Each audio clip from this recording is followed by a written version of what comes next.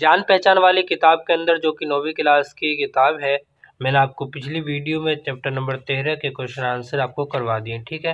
اور آج کی ویڈیو میں چیپٹر نمبر 14 کی ریڈنگ کریں گے، ٹھیک ہے، اور ان کے رائٹر کو پڑھیں گے۔ تو چلیے ویڈیو کو شروع کرتے ہیں، اور ویڈیو کو شروع کرنے سے پہلے اگر آپ ہمارے اس چینل پر نئے ہیں تو اس چینل کو ضرور سبسکرائب کر لیں، شیئر کر دیں، لائک ضرور کریں۔ تو چلیے شروع کرتے ہیں۔ بسم اللہ الرحمن الرحیم۔ غلام احمد فرقت کاکوروی 1910 میں ان کی پیدائش ہوئی اور 1973 میں ان کا انتقال ہو گیا۔ فرقت کاکوروی کا تعلق ایک علمی گھرانے سے تھا۔ بچپن میں ہی باپ کے سائے سے محروم ہو جانے کی وجہ سے ابتدائی عمر معاشی تنگی میں بسر ہوئی، مگر تعلیم حاصل کرنے کا سلسلہ جاری رہا۔ لکھنؤ اور علی گڑھ کی دانشگاہوں سے ایم اے، بی ایڈ کی ڈگریاں حاصل کی۔ تاریخ کے استاد کے طور پر انگلو عربک اسکول دہلی میں تقریباً 30 سال تک درس و تدریس کے پیشے سے وابستہ رہے۔ طنز و مزاح ان کا خاص میدان تھا۔ وہ نثر و نظم دونوں میں یکساں قدرت رکھتے تھے۔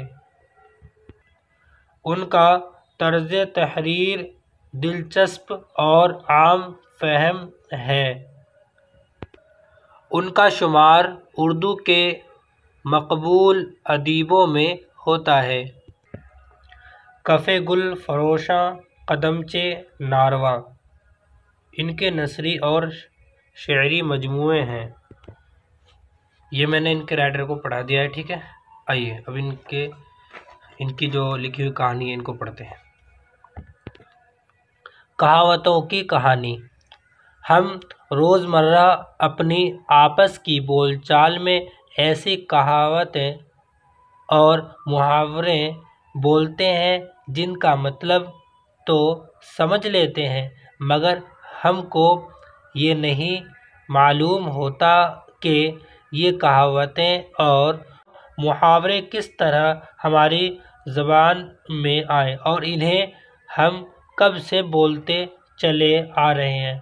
تم کو یہ سن کر حیرت ہوگی کہ ان محاوروں اور کہاوتوں میں بعض ایسے ہیں جن کے پیچھے بڑے دلچسپ لطیفے اور قصے چھپے ہوئے ہیں۔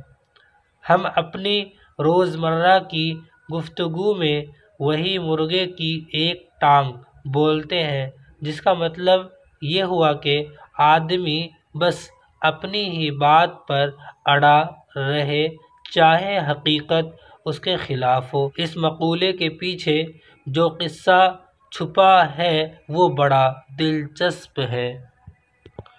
ایک انگریز کے یہاں ایک خانسامہ نے ایک مسلم مرغ پکا کر اس کی ایک ٹانگ خود کھا لی اور ایک اپنے صاحب کے سامنے کھانے کی میز پر رکھ دی۔ صاحب نے ایک ٹانگ دیکھ کر کہا، "والخانسامہ، اس مرغ کی ایک ٹانگ کہاں ہے؟" "حضور، اس مرغے کی ایک ہی ٹانگ تھی"، خانسامہ نے جواب دیا۔ اس پر صاحب کو ہنسی تو آئی، مگر وہ خاموش ہو کر برآمدے میں ٹہلنے لگا۔ برآمدے کے سامنے کچھ مرغ اور مرغیاں دانہ چگ رہی تھیں۔ ان میں ایک مرغ اپنا ایک پاؤں سمیٹے دوسرے پاؤں سے کھڑا تھا۔ خانسامہ کو اچھا موقع ملا۔ اس نے کہا، "دیکھیں صاحب، یہ مرغ بھی ایک ہی ٹانگ کا ہے۔" یہ سن کر صاحب مرغ کے پاس گئے اور انہوں نے ہوش ہوش کیا۔ مرغ نے دوسری ٹانگ بھی نکال دی۔ خانسامہ نے یہ دیکھ کر کہا، "حضور، کھانا کھاتے وقت سرکار سے بڑی چوک ہو گئی۔ اگر آپ اس پکے ہوئے مرغ کے سامنے ہش ہش کرتے تو وہ بھی اپنی دوسری ٹانگ نکال لیتا۔ اس وقت سے یہ فقرہ ضرب المثل بن گیا۔ اسی طرح ایک دوسری مثل ہے، اونٹ کس کل بیٹھتا ہے۔ کل مطلب کروٹ، ٹھیک ہے، یعنی اونٹ کس کروٹ بیٹھتا ہے۔ اس کا مطلب یہ ہے کہ دیکھیں کیا ظہور میں آتا ہے اور کیا انجام ہوتا ہے۔ اس سے متعلق یہ مشہور ہے کہ ایک کمہار اور ایک سبزی فروش نے مل کر ایک اونٹ کرائے پر لیا اور اس کے ایک ایک طرف اپنا سامان لاد دیا۔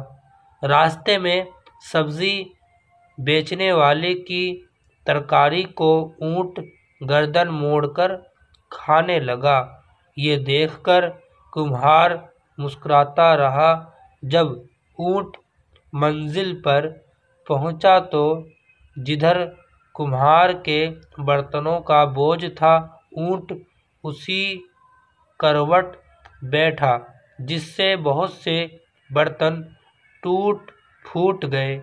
اس وقت سبزی بیچنے والے نے کمہار سے ہنس کر کہا، کیوں گھبراتے ہو؟ دیکھو اب آئندہ اونٹ کس کل بیٹھتا ہے۔ ہم اکثر کہتے ہیں، حضور آپ ہی کی جوتیوں کا صدقہ ہے۔ یہ فقرہ اس وقت بولتے ہیں جب بہت زیادہ انکساری ظاہر کرنی ہوتی ہے۔ اب اس مقولے سے متعلق جو لطیفہ ہے اسے سن لیجیے۔ ایک مرتبہ ایک مسخرے کو دل لگی سوجھی۔ جھٹ پٹ اس نے چند دوستوں کی دعوت کر دی۔ جب وہ لوگ آ کر بیٹھ گئے تو اس نے سب کے جوتے لے کر ایک شخص کے حوالے کیے۔ اسے پہلے ہی سے مقرر کر رکھا تھا۔ وہ شخص سارے جوتے کباڑی بازار میں جا کر بیچ آیا۔ یہ رقم دعوت کے کھانے کی تیاری میں کام آئی۔ جب دسترخوان پر کھانا چنا گیا تو سب مہمانوں نے مسخرے سے کہا، آپ نے اتنی تکلیف کیوں کی؟ مسخرے نے نہایت عاجزی سے کہا، یہ سب آپ ہی کی جوتیوں کا صدقہ ہے۔ کھانا کھانے کے بعد جب سب لوگ جوتے پہننے کے لیے اٹھے تو جوتے غائب تھے۔ اس پر مسخرے نے کہا، حضور وہ تو میں آپ سے پہلے ہی عرض کر چکا ہوں کہ یہ سب آپ کی جوتیوں کا صدقہ ہے۔ ایک اور کہاوت ہے، اونٹ کے گلے میں بلی۔ یہ مقولہ اس وقت بولا جاتا ہے جب انسان کسی مشکل میں پڑ جاتا ہے اور اس سے نکلنے کی فکر کرتا ہے۔ چنانچہ مشہور ہے کہ ایک شخص کا اونٹ کھو گیا۔ جب باوجود انتہائی تلاش کے اونٹ نہ ملا تو اس نے قسم کھائی کہ اگر اونٹ مل جائے گا تو اسے ٹکے کا بیچ دے گا۔ ٹکے مطلب سستے میں بیچ دے گا، ٹھیک ہے۔ اتفاق سے وہ اونٹ مل گیا۔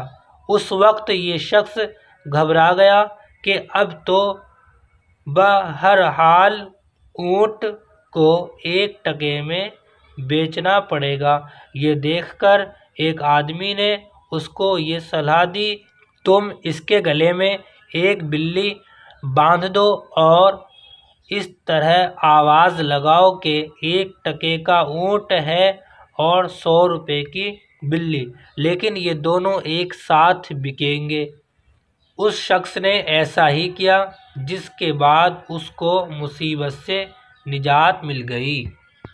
تو یہ میں نے آپ کو چیپٹر نمبر 14 کی ریڈنگ کروا دی، ٹھیک ہے۔ اگلی ویڈیو میں ان کے کوشچن آنسر پڑھیں گے، ٹھیک ہے۔